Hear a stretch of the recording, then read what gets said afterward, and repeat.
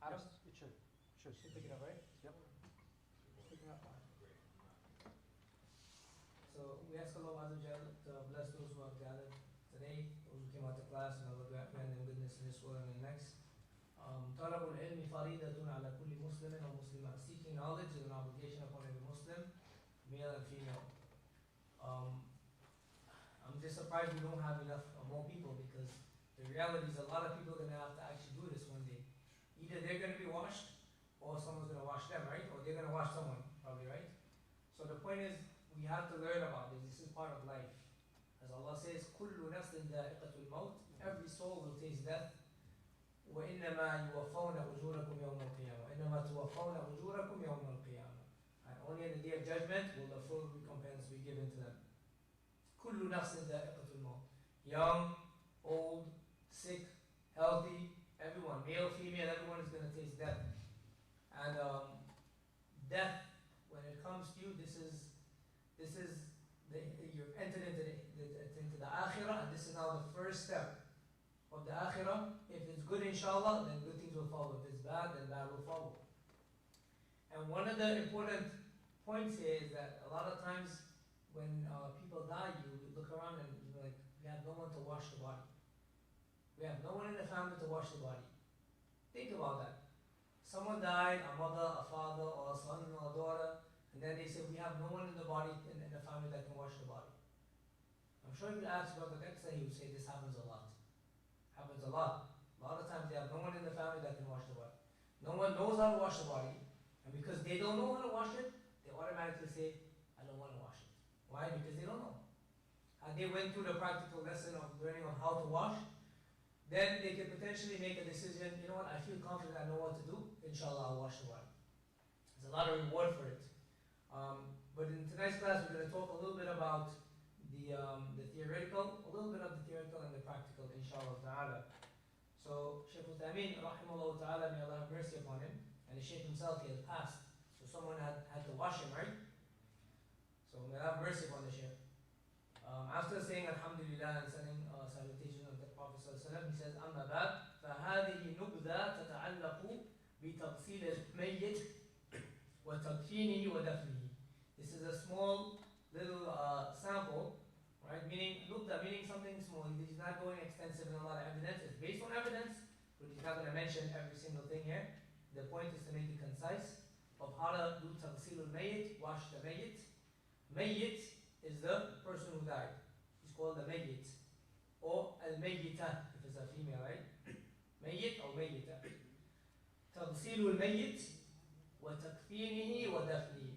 So we're going to learn how to wash it, how to shroud, we're not going to cover shrouding today, but next class, and how to bury the dead. The Shaykh starts by giving an introduction. He says, he brings seven very important points to focus on before you even start washing. Number one, غسل الميت المسلم وتكفينه ودفنه فرض كفاية. Washing the mayyit, shrouding him and burying the mayyit, male or female, فرض كفاية. What is the ruling? فرض كفاية means a communal obligation. It's an obligation upon a community to perform the ghusl, the shrouding, as well as the burial, the deathing. There's two things. There's fardun kifaya and fardun ayn. Fardun ayn meaning every individual is responsible for their own self. Communal obligation is everyone doesn't have to partake in it, but enough people must partake in the washing that it is done. Enough people must partake in the shrouding that it must be done. And enough people must partake in the burial that it must be done, including the janazah and so on. Alright? So the Shaykh says, it's fardun kifaya.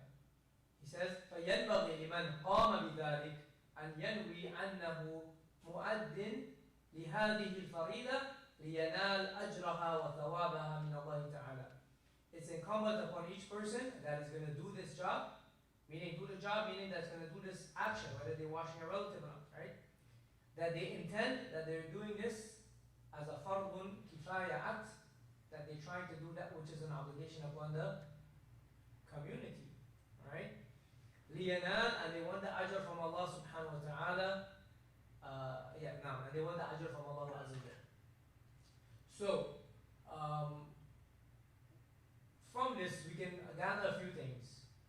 One, if the person washes, should he seek a reward after washing? No. No. Alright? It's better to get someone to wash than doing it for the sake of Allah. That is the ideal way of getting someone to wash. They're only washing for the sake of Allah. Maybe someone who's retired, they spend a couple hours every day doing what they just wash. Which a lot of people do. But in some places, they have no one to wash. And you cannot find someone to wash on a constant basis. Can someone be paid for doing this? And who must pay? Who must pay for it to get it done? Community. We said it's a communal obligation. A communal obligation. It can be based on the family. If they don't have anyone to wash, someone's got to come with that and do that job, right? Maybe it's a big Muslim community where they are washing 3 or 4 bodies a day. That's a full job. How long does it take to wash a body? Wash, shroud, and prepare. How long? It could be more than that. Because a lot of times, the bodies don't cooperate. Alright? A lot of times, there are situations that make it difficult to wash. It's not always. There are washings that can take 2 hours, 2.5 hours, up to 3 hours. Washing and shrouding, the complete job. Sometimes the person is bigger than normal, and the people washing them are not sizable to match that. They don't have the strength. You can't just say, well, hit a button and flip the body. It takes time, and you have to treat the body very, very softly and gently. So it can take a very long time. So the point is, every community has to be aware of that. It's a communal obligation. Everybody must make sure it is done. Ideally, if you have enough people that can volunteer to do it, good. Alhamdulillah. Some places that don't work, you have to bring people there. It's a full-time job for them. It's permissible. It's permissible to do it, to pay them. Okay, now, so we covered that. So the Shaykh also then mentions in the next point, he says, أَمَّا الْكَافِرُ, as for the disbeliever, فَلَا يَجُوزُ تَغْسِيلُهُ وَلَا تَكْفِينُهُ. It's not permissible to wash the disbeliever or shroud them, وَلَا دَفْنِهِ مَعَ الْمُسْلِمِينَ, nor should they be buried with the Muslims in a Muslim cemetery. Okay, notice the Shaykh didn't say it's not permissible to bury them. Why? Are there any conditions where a Muslim could bury a non-Muslim? He said in few situations where a relative passes away, for instance, there's a Muslim, let's say the Muslim is living in a house and a relative passes away, and there's no one to help bury this person but him. Okay? And in that case, he can help with the burial. Right? But obviously not washing and showering, which I don't even think other religions do. I don't think other religions wash and they wear like clothes or whatever. Funeral home does that stuff, right? The next point, the Shaykh says, Al-Ghasil. Al-Ghasil is the one who's doing the washing. Al-Ghasil mu'tamanun ala al-mayyit. He's entrusted over the deceased. He is entrusted over the mayyit. مؤتمن على الميت فيجب عليه أن يفعل ما يلزم في غسله. It is an obligation upon him to do that which is an obligation, to do that which he has to do, that which is lazim in terms of washing the mayyit. Okay, he can't take shortcuts. You can't say, oh man, that's too hard. No, you can't take shortcuts. So you can't just put someone that's, oh, I'm going to wing it. You can't wing anything. This is a huge responsibility. Okay? Number 3, al-ghasil mu'tamanun ala al-mayyit fayajibu alayhi an yastura ma ra'ahu fihi min makruhin. The person who's washing, the ghasil, he's entrusted over the body that he will be silent and keep his mouth shut. Don't speak about that which he sees of something that might be disliked. Okay? You may see things in the body that, let's say for instance, a person died, you're washing, you never know this person had a tattoo. He never showed it, it was covered. Should you go and tell everyone, oh yeah, I never know the brother had a tattoo? I never knew the sister had a tattoo. Should you speak like that? No, you're entrusted. You're entrusted, you have to be silent. Have to be silent. Similarly, when you wash the body, sometimes, like I said, bodies can be difficult. Bodies can be easy. Being easy is a good sign. Being difficult is not necessarily a good sign, but we don't judge the person because of the washing becoming difficult. But at the same time, we don't talk about it. Sometimes you wash the body and a lot of things happen that are, that are not, that kind of may disgust the person in a sense. You're not allowed to speak about that. You have to keep that within yourself. Not even your spouse. You're allowed to go home and tell your spouse, oh, I washed this lady, You're not allowed to do that. Keep it between yourself. Okay, so that is a trust.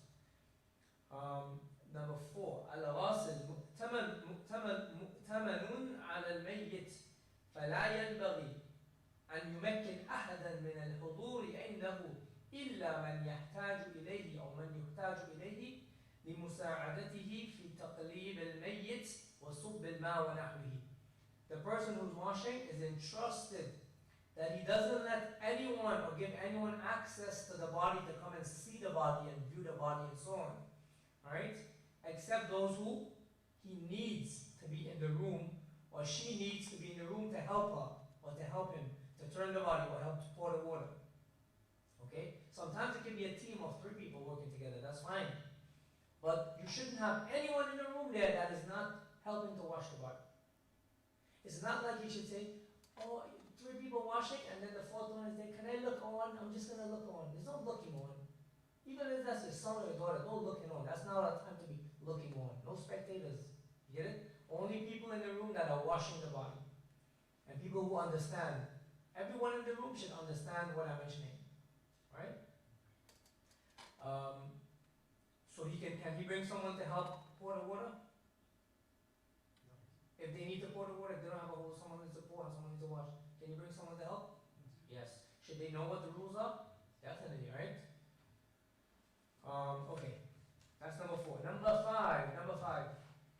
الغاسل مؤتمن على الميت فينبغي أن يستعمل الرفق به والاحترام وأن لا يكون عنيفا أو حاقدا عليه عند خلع ثيابه وتغسيله وغير ذلك. The ghasl, the person who's washing, is entrusted over the mayyit that they would use care and gentleness and ihtiram and honor when they're washing the body, how they're handling the body, okay? Putting them on the water that they use. Pretty much you treat the mayyit as though they are alive. If they're alive, would you pour cold water on them? Nah. Okay, would you put them on a cold, really, really cold metal table to sit on, to lie on? Probably not the best thing, right? So you treat them as though they're alive. You treat them as though they're alive. So he says, the Shaykh mentions as well, you should not be violent, alright, towards the body, or haqidan, like you have a grudge, against them. Maybe that person owed you something and he didn't pay you. You can't have grudges against, come on, the person is made, right? When you take the clothes off, you can't just take off their clothes and pull his pants off and then his hands drop in the air, his foot drop on the ground. You can't do that. Not because they're dead, you can treat them like they have no feelings. You get it? So you have to treat them like they're alive. Okay? You're taking out their clothes, for instance, you raise the arm out, you take your time. That's why it takes time. Sometimes just taking the clothes off of the mayyit can take half an hour. Just to take out the clothes. Alright? Because it's difficult. If you're going to observe these rules and be careful, it takes time. It takes time to do everything. Sometimes you can cut the clothes and so on. We'll talk about it. Alright, number 6.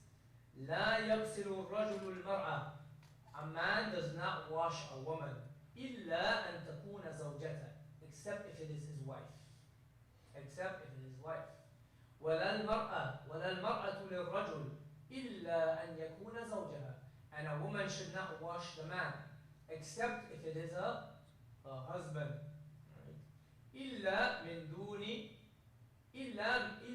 دون 7 سنين, except for someone who's less than 7 years old, then a male or female can wash them. You guys get it? If it's a 7-year-old, less than 7, so they haven't reached 7 yet, 6 and a half or under or 6, they haven't reached 7 years old, anyone can wash. A man can wash or a woman can wash. Alright? فيغسله الرجل والمرأة سواء كان ذكرا أو أنثى. Okay? You guys get that? Why do you think 7? Hadith about the salah. But it doesn't mean that they reached puberty. They maybe didn't reach puberty at the age of 7, but at the age of 7 you command them to start performing salah, right? So it's kind of a mark, a threshold that the ulama used to show that they're responsible. They may not be be developing their body parts when they but still, you know, they're a little child below that age. After 7, 8, now no. Only a male should wash a male, a female should wash a female. You guys get it? If someone dies and they're 7 years old, who should wash them? A boy died, he's 7 years old, who should wash him? Another male, maybe his father, right? His older brother or something. A girl died, 7 years old. The mother or someone that, you know, grandmother, another female. Okay? Should the father be there? Even if the girl is 7 years old, the father shouldn't be there. Father shouldn't wash, right? Should be the mother. Okay, so we covered those. One more point. يستحب للغاسل إذا فرغ أن يغتسل كما يغتسل للجنابة فإن لم يغتسل فلا حرج عليه. It's recommended for the one who did the washing, the ghasl, for him or herself after they're done to take a shower. Like how they take a shower for the janaba, ghuslul janaba. Right? You know how you take the shower for the janaba? Same exact way you're going to wash the mayyit, same way you should wash yourself. Right? It's recommended. Is it an obligation? No, it's not an obligation. If they didn't have time to shower, you know, they just washed the body and they didn't have enough time to just wash their hands and so on, and they went to the funeral, that's permissible. They don't have to take a shower. But it's recommended for them. It's recommended. Do you guys understand? The mayyit, is the mayyit najis? Is the mayyit najis? We spoke about what is najis, right? Something najis, something impure, like poop. Let's say poop gets on your hand. Is it najis? Urine. Najis? Yeah. Is the mayyit najis? No. Prophet sallallahu said, in al-mu'min, la yanjus. The believer does not become najis. Whether they are alive or whether they are passed. It's not najis. Okay? But because, you know, when someone died, maybe there might be excrements and so on that you have to wash out, things, you know, that could get there. And not just that, maybe the person could have some kind of illness. You know, so it's good to wash yourself up after that. And gloves and so on is good to use gloves. Okay, we'll talk about that in another time, inshallah. So now, kayfiyat taqsil al-mayyit, how to wash the mayyit. Bismillah, where's our model today? Aina. Let's start the show today. Quick question, Sheikh. Yeah. You mentioned that he washes the Mm. does he still have to cover the whole? Yes, even with that case, aura still needs to be covered. Aura needs to be covered. Aura needs to be covered. Sorry, what was the question? Can you please repeat it? Huh? I didn't hear the question, sorry, and what was the answer? No, the question was if the husband is washing his wife, does she still need to cover up with aura? So I was like, yeah, it still needs to be covered. You need help here? Huh? You need help to be covered? If I need help to cover? If it's one box. What do you mean? Yeah, so another thing, another thing, if a man is washing his wife, a lot of times he might not be the only one too, you know, there might be other people involved. I'm just saying, Yeah. in a circumstance that you find yourself there. Yeah, even if by itself, yeah, the hour should be covered. Hour should be covered. Who's in the room? The room is not a chill out spot, guys.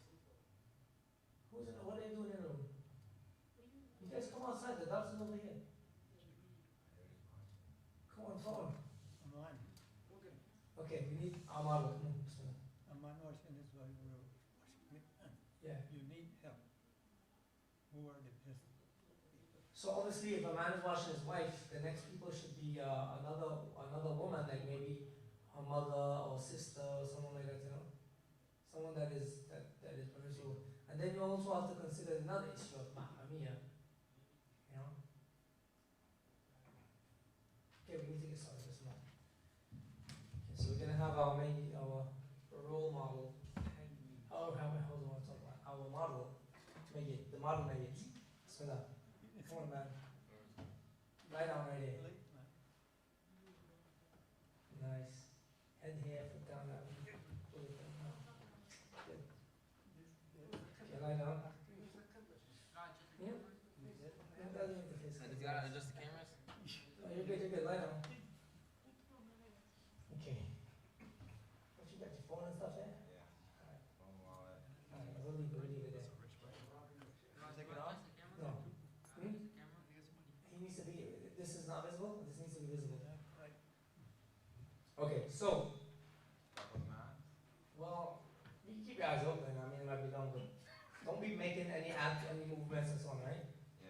Pretend like you're dead. Play dead, go sleep. Okay. الواجب في تغسيل الميت أن يغسل جميع جسده بالماء حتى ينقى والأفضل أن يعمل ميت.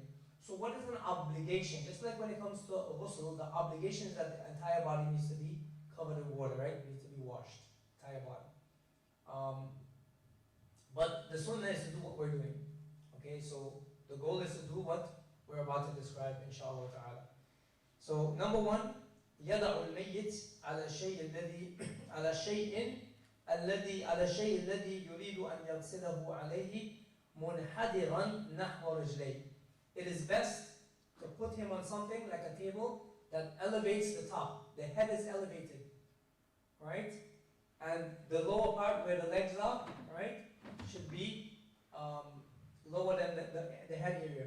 The reason why is when you spray water and you clean certain areas, you want everything to be washed and to wash down this way because it's going to go this way, right?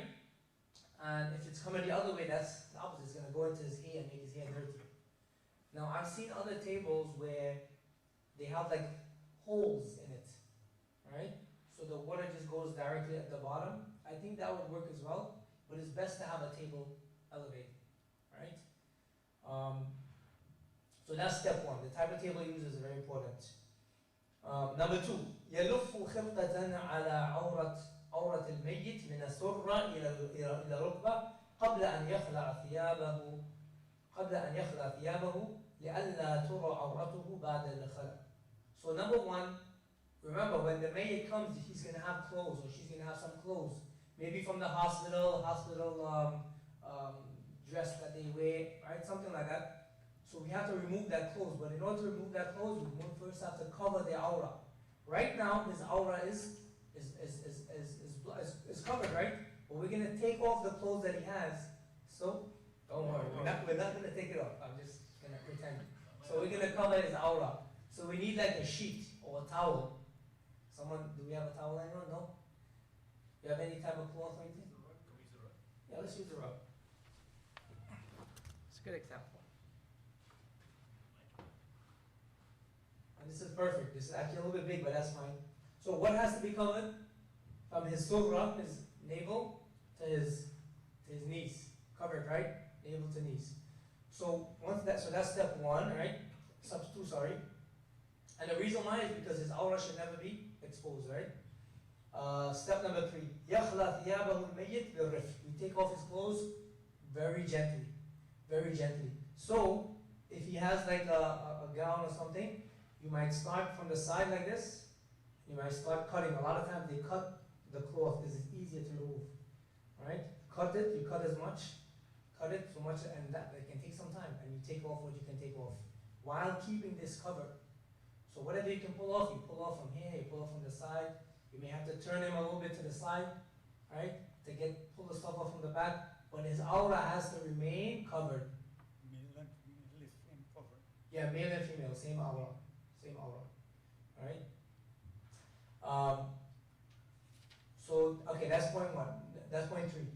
Number four. يلف الغاسل على يديه خرقة فيغسل عورة الميت من غير كشفه حتى ينقيها ثم يلقي الخرقة. So now, the person is washing, remember all his clothes is off now, right? His clothes is all off. The only thing covering him is this thing, and this stays on him. The next step is to first, when you make a ghusl, when you do ghusl, what's the first thing you wash?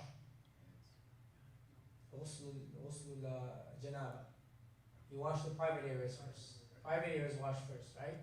Ghusl janaba. So the person who's washing, he has to put a cloth over his hands. Something that is not too thin. It has some kind of body to it. Because he's going to put his hands there to wash his private areas, and he shouldn't be feeling. You understand? You want to cover his private, you shouldn't feel his private areas, but you should know you're going around there. So let's say he has something, okay, I'm not going there, but I'm just showing. He would be like this, right? Under, and he's cleaning his private areas. He's going to have to open his legs. This is important, open his legs, and cleaning his private areas. While doing that, you're pouring water from the top.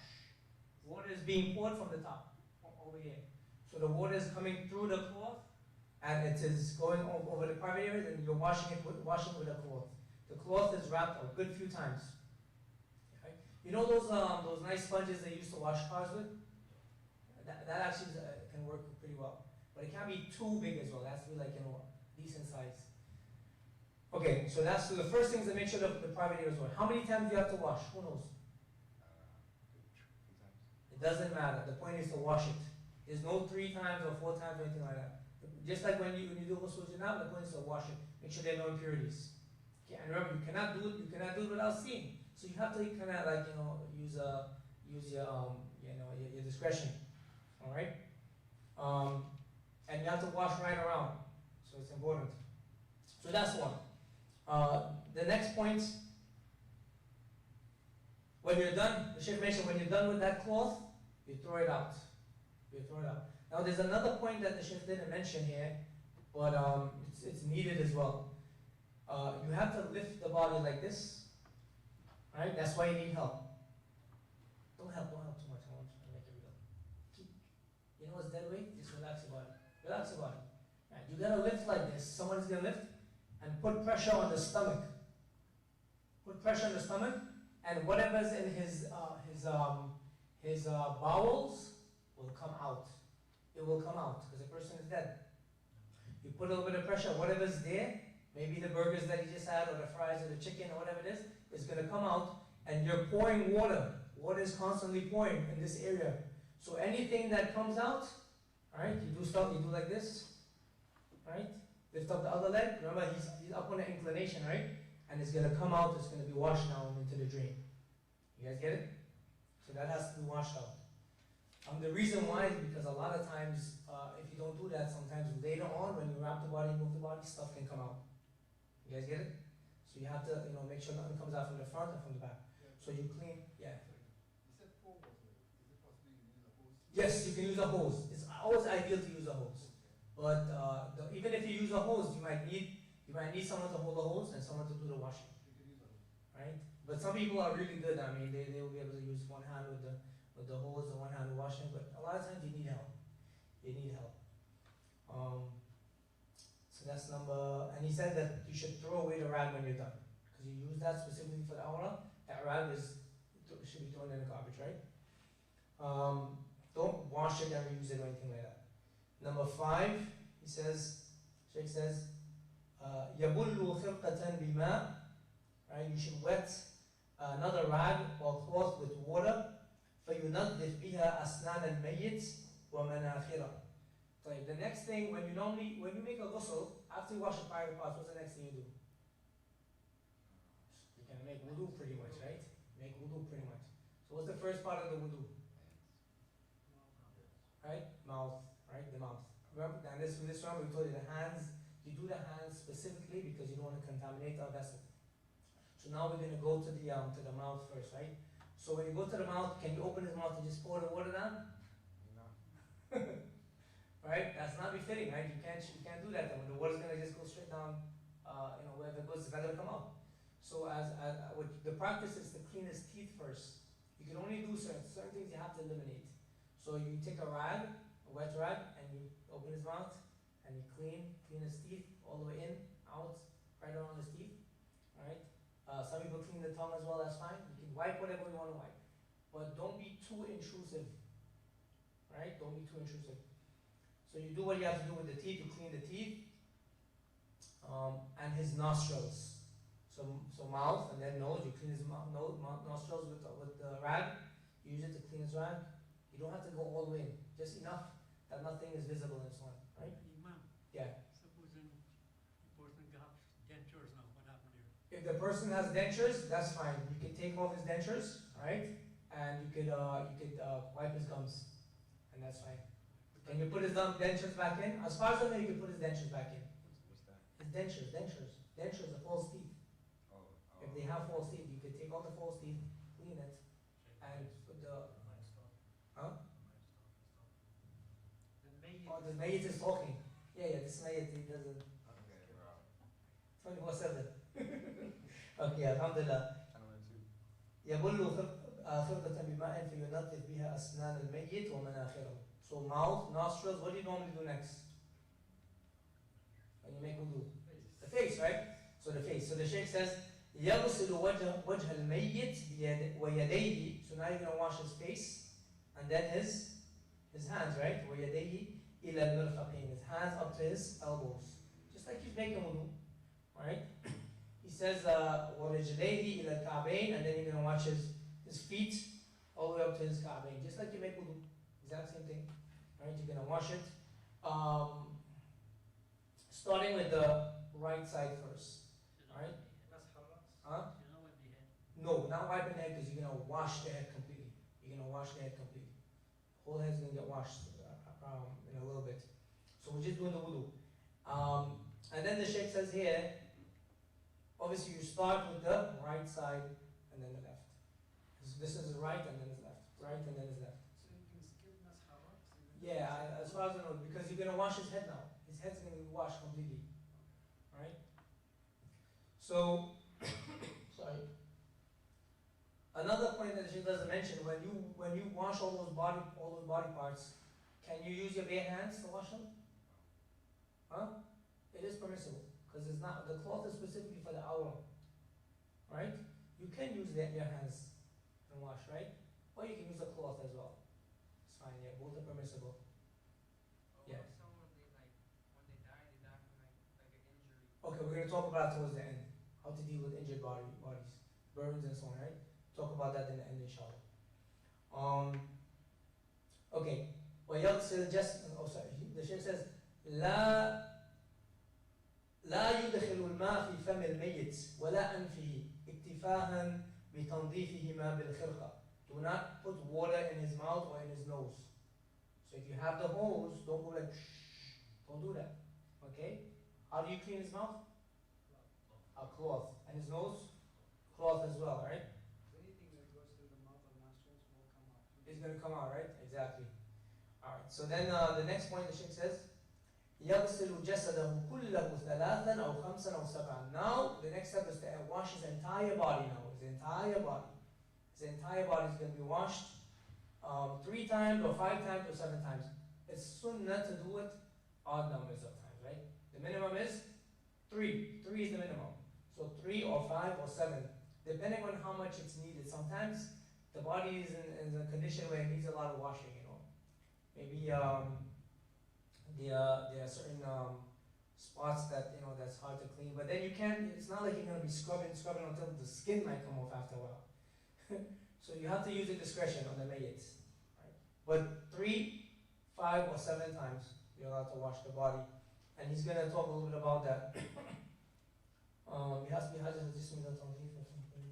يبدأ بالجانب الأيمن من الجسم قبل الأيسر. And now you're going to start with the right side of the body. So you're going to wash the right side, right? And then go to the left side. Wash the left and go to the left. Right and go to the left. So again, when you wash now, you're going to have either someone pouring water or you have a hose. Okay? And you wash it just like you would wash, like you wash yourself if you were alive. You wash yourself and you go all the way down. Normally in the shower, you would start from the top and go all the way from here and go all the way down. And then go to the left side and go all the way down. When you wash, make sure you cover his nose, cover his mouth when you pour water on his head. You guys get it? The next point the Shaykh says here,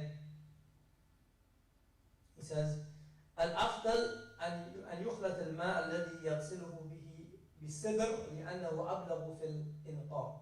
It's recommended to use sidr. Sidr is the lote. You guys know the lote tree? Huh? Yeah, the lote tree, right? The leaves from it, you can either crush the leaves, or you can crush the leaves. Sometimes the leaves come, they make it into a powder form, and you add that with the water. It's like a soap. The water becomes very soapy. Okay, and you know what the benefit of soap is, right? Soaping is good because it helps to remove any impurities, right?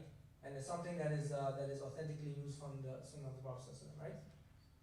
So today, if you don't have a lote tree, they sell it with the packages that you get, packages with with the cloth and everything you need to wash the body. They will give it to you either in a liquid format or in a powder format. And just add it with the water, and you shake up the water until it gets very frothy, and that's when it's ready to be used.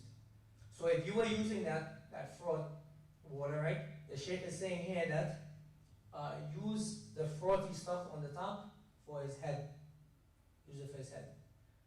As far as I know, it's not mandatory. You can use the regular water as well for his head. But wherever you put that water, you're gonna first soap it and then wash it off. So you soap, you clean, and then you wash it off. You soap, use the soap water, clean, and then you wash it off. How many times should you do it? 3, 5, or 7, right? 3, 5, or 7. Okay, the next point. Okay, we covered that already.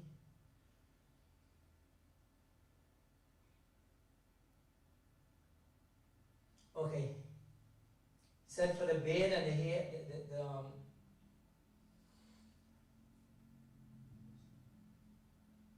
his head and his lihya, his beard and everything, right? You should also use that for it. Use that to, like to clean his hair as well. Just like you would wash your hair. So you're gonna put soap his hair, and then spray the water, let the water go through it, and wash it. Then the Sheikh says here, والأفضل أن يخلط بالغسلة الأخيرة كافورا. The last ghusl that you make, the last one, so let's say you're going to do 3. If you decide you're going to do 3, the first 2 you're going to use the sidr, which is the lote leaves, right? It's kind of like equivalent to soap water. So you use that in the first 2, and on the last one, the third one, you'll use kafur, which is camphor. Okay, you guys familiar with camphor? Camphor, when you mix it into the water, it becomes very pungent, like a very strong smell. And the reason why that is recommended to use is because if the mayyit has any type of smell or anything like that, it covers it up completely. It is so strong. And another reason is that it keeps away insects and so on from going into the body. Eventually, after a while, you know what's going to happen. But initially, it's going to help keep away a bad smell and keep away any type of insects and so on. That's point number 11 now. إذا كان للميت شعر فإنه يسرح ولا يبلد ولا يقص شيء منه. If the mayyit has a hair now, if they have hair, like this guy, yeah, he gets some hair, right? So what do you do to his hair? So if he has hair, after you wash it, you should comb his hair, comb it. So if it's a male, you comb his hair, right? You comb his hair, and it shouldn't be. You want to comb it. You don't want to leave it like in like a section over here, a section here. You don't want to plait his hair. It should be open out, right? And comb his hair. Leave it loose. If he had, like how his hair is right now, no bueno, it's no good. You have to comb it. Comb it out, right? Comb it out as much as you can, right? Obviously, you're not a hairdresser. You're not gonna do any type of major changes here. So you gotta work with what you have. So the Sheikh says you should comb it out, and it shouldn't be left in the chunks like stuck together and so on. Like how when hair is gelled, it shouldn't be like that at all. وَلَا يُقَصُّ مِنْهُ شَيْءٍ. You shouldn't cut any of his hair. Don't cut anything. None of his hair should be cut. It's like when you're in ihram. Okay, you can't cut your hair, you can't cut nails. Also, it's not allowed to cut the nails of the mayyit. Okay, you can't break something off and say, what do we need this for? Whatever's on the body, leave on the body, right? The next point. وإذا كان الميت امرأة نقض شعرها وإن كان مجلولا فإذا غسل ونقي جلد 3 جدائل, and it's put behind her back. So if it's a woman now, you have to remember, you have to clean her hair, right? You have to run soap through her hair. So you need to undo her hair if she has braids or anything like that, and hair needs to be undone. So these are some of the things that can take time as well. Women, I think, are harder to wash than men, okay? Because of the hair and all these details. So if she has like a braided hair, you have to undo all the braids, wash the hair. When would you undo the braids though? Before you start washing. Before you start washing the entire body, alright? You would have to undo the braids. You guys get it? Make sense? So before you start the first wash, you undo all the braids, if it was a girl, And when the Sheikh said, when you're done and you're done with the final wash, right? The hair should be made. Now you can make it into 3 braids, make it into 3 parts, right? Doesn't mean you necessarily have to braid it, but you have to put it together like 3 parts. Make the hair into 3 parts and put it behind her back. Put it behind her back. You guys get it? Sisters, well not guys, sisters, you get it? Okay, so in his case, we'd have to turn him to the side, or turn her to the side, take her hair, make it in 3 parts to the back, right? And then put her back to lie down. Okay, there's a lot of work entailed. Then the Sheikh says here, the next point, إذا كانت بعض أعضاء الميت منفصلة. Now here comes if the body was injured and so on. Alright? An arm is missing or something got cut off or whatever the case is. إذا كانت بعض أعضاء الميت منفصلة فإنها تغسل وتضم إليه. Then that body part has to be washed separately. You wash that body part separately, and then you put it next to the body, connect it. If it's an arm, you put it where the arm goes. Right? If it's a foot that's missing, you put it where the foot goes. Okay? If a head is missing, you put it where the head goes. That's the reality. Then the Sheikh says, إذا كان الميت متفسخا بحروق أو غيرها. If the body was متفسخ, meaning like starting to decompose or was become burned badly where a lot of it is deteriorating, right? بحروق, because of a fire or other than a fire. You know, maybe the body was only found like months after it died, so it's starting to decompose, right?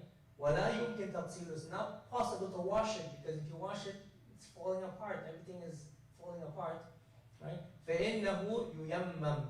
Then you should do tayammum. The Sheikh said that's the opinion of a lot of the ulama, that you should do tayammum. Remember how to do tayammum? What do? Get dirt, right? So you get some dirt, right? Alright? Face and then hands. So you would get the dirt, wherever the dirt is, right? Bring it from outside or whatever the case is, and then dust out any of the stuff, and you do this for the face, and then with the same darba, you don't have to hit it again. You take the hands and you wipe it over the hands, the right and then the left. Okay. One time. Sorry. فيضرب الميمم بيديه. So as I said, the person who uses his hand, he hits the dirt, and he does his face, and then the hands, the kaf, the palm of the hands. That's pretty much how you wash the mayyit. Questions? If the body is stiff. If the body is stiff. Like the foot, Yeah, so if the body is stiff, you gotta work with what you have. You can't force. Yeah, you cannot force. Let's say the body's been in the freezer and the legs don't want to open this like this. You gotta work with what you have, right? You have to work with what you have. Yeah. Is there any special circumstance like if, sometimes people die from an infected condition, and they do recommend that you bring any fluids? Like COVID and stuff, like when COVID. Yeah, so in situations like that, the ulama gave a fatwa during COVID. They gave many fatwas. They said that if this is what the health department is recommending, then you keep them in the cloth. You don't open the bag. You know, you don't even do tayammum. You don't open the bag. You know, just as they are, you bury them just as that. Yeah. No, Yeah. COVID, like, TB. If it's some kind of disease, yeah. Other cases, Yeah.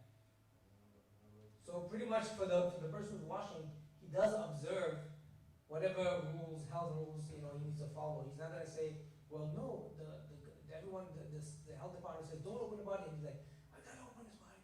No, you have to follow the rules as well, right? So if you can't open the body, don't open the body. Yeah.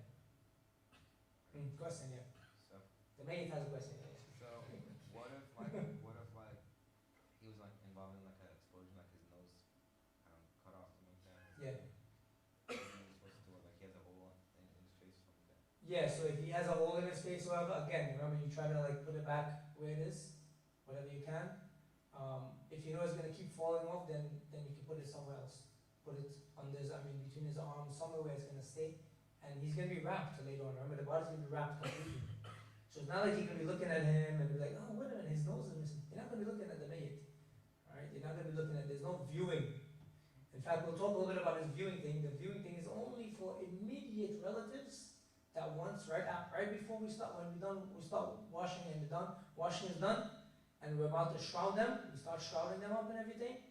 And then when we're about to close the face, then we say if the relatives want to come and see, I'll give them like 3 minutes. 3 minutes. Just come and see. 3 minutes, and that's it. Only for the close relatives. But no public viewing like they do, like some of the Muslims do. None of that. It's not permissible. Yeah. So like, what if the reason that he died is like something that's lodged in his brain, no matter what he did? Like something is lodged in the brain, something. So yes, so if that is the case, you try to do what you can do to remove certain things without injuring the body. Get what I'm saying? So let's say you get the body and there's like something straight through his leg. You're not gonna be like, okay, hold on, let's pull this out. No. You may just cut that piece, whatever you can cut from it. Alright? And you do ghusl just like that. Try not to affect the body. Anything that would deteriorate the body or further damage the body, you're not allowed to do. What if like his hand is chopped off? Yeah, anyone. Yeah. What if like his hand is like chopped off? If his hands is chopped off, you didn't listen. You can figure out your thing. What do you do with the hand if the hand was chopped off? You wash the hand as well separately and you put it next to him, right? Connected with the body, right where the hands will go. Well, like what if you can't find that body part? Can't find a body part? You can't do anything about it. Tell us. What maniac would You make go a what you have. So I do know some heavier brothers or sisters.